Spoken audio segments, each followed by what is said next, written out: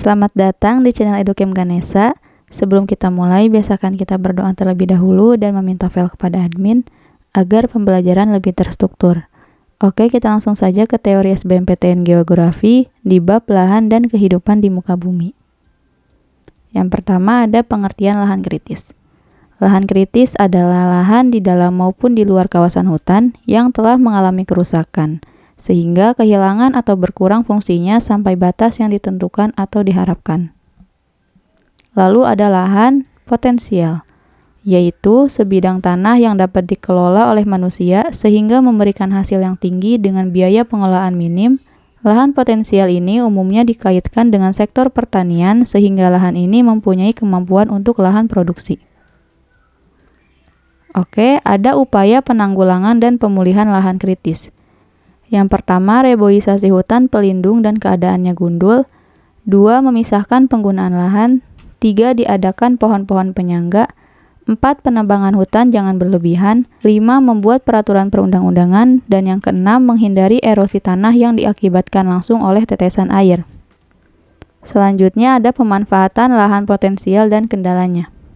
Yang pertama ada di kawasan dataran rendah, di mana lahan ini dimanfaatkan untuk tanah pertanian. Yang kendalanya adalah adanya genangan air yang lama. Namun ada cara penanggulangannya. Yang pertama, pembuatan tanggul sungai. Kedua, pengaturan penggunaan lahan dengan benar. Dan yang ketiga, pembuatan saluran air. Lalu ada di daerah pantai, di mana pemanfaatan lahannya ini digunakan untuk usaha tambak udang dan bandeng, membuat garam, dan untuk objek wisata. Serta ada kendalanya yaitu adanya air pasang dan curah hujan yang tak menentu. Lalu ada upaya pelestarian dan pemanfaatan lahan potensial. Yang pertama, menjaga lahan dari bahaya erosi. 2. Meningkatkan dan memanfaatkan kesuburan tanah. 3. Melakukan pengaliran tanaman. 4. Mengadakan teknik penanaman. Dan yang kelima, untuk daerah pertanian dilakukan rehabilitasi, esensifikasi, intensifikasi, diversifikasi, dan mekanisasi.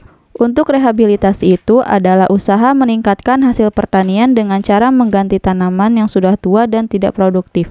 Untuk esensifikasi, yaitu usaha meningkatkan hasil pertanian dengan memperluas lahan pertanian. Intensifikasi, yaitu usaha meningkatkan hasil pertanian dengan pemupukan, pengairan, dan pengolahan tanah yang baik dan teratur.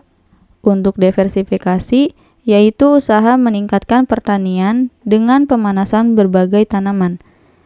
Dan untuk mekanisasi, yaitu usaha meningkatkan hasil pertanian dengan menggunakan mesin-mesin.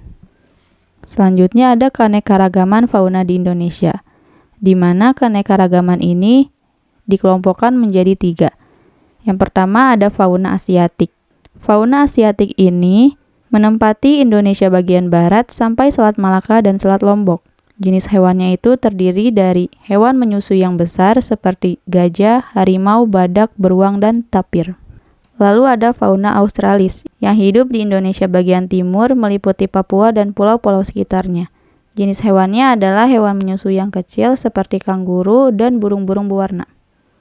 Lalu yang terakhir ada fauna peralihan atau Wallacea, yang mempunyai jenis fauna Asiatik dan Australis. Persebarannya pun terletak di wilayah antara kedua daerah tersebut, dan jenis faunanya adalah kuskus, anoa, dan burung maleo. Selanjutnya ada keanekaragaman flora. Keanekaragaman flora ini dibagi menjadi 2 kelompok. Yang pertama, flora berdasarkan faktor geologi, terdiri dari 1. Flora di daerah paparan sahul. Contohnya adalah flora endemik, yaitu Rafflesia arnoldi.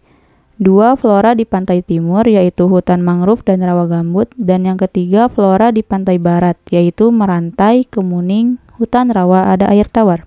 Hutan rawa air tawar.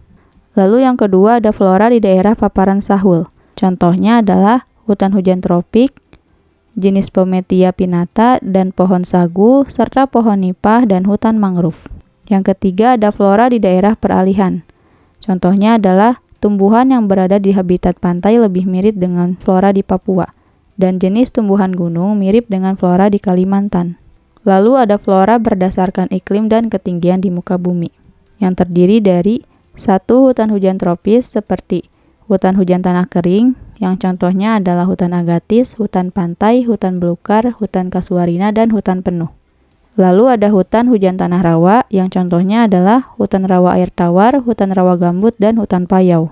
Yang kedua ada hutan musim, seperti hutan musim gugur yang ketinggiannya 800 meter dan suhunya lebih dari 20 derajat Celcius. Dan ada hutan musim selalu hujan yang ketinggiannya kurang dari 1200 meter dan suhunya lebih dari 22 derajat Celcius. Dan yang ketiga ada hutan sabana, seperti hutan sabana pohon dan palma yang ketinggiannya kurang dari 900 meter dan suhunya 22 derajat Celcius. Dan ada hutan sabania casuarina yang ketinggiannya antara 1600 sampai 2400 meter dan suhunya antara 18 derajat Celcius sampai 13 derajat Celcius. Lalu ada satwa langka yang dilindungi. Untuk satwa langka yang dilindungi ini dibagi ke dalam 3 kelompok.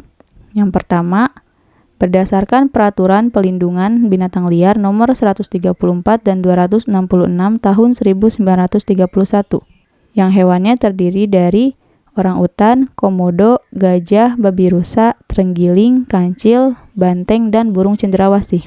Lalu kelompok yang kedua berdasarkan Surat Keputusan Menteri Pertanian nomor 421 garis miring KPT garis miring A garis miring UA garis miring 8 garis miring tahun 1970, yang hewannya terdiri dari harimau, macan tutul, monyet hutan, burung kakatua, burung beo, burung kasuari, burung kuau, dan burung alap-alap.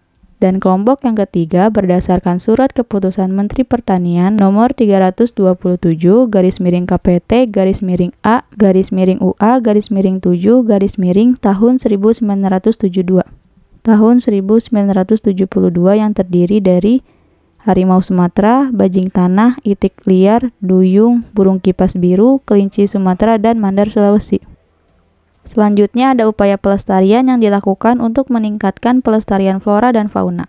Yang pertama ada pembangunan memperhatikan keseimbangan yang sehat. 2. Mendorong peningkatan nilai ilmiah, kebudayaan, pendidikan, dan ekonomi.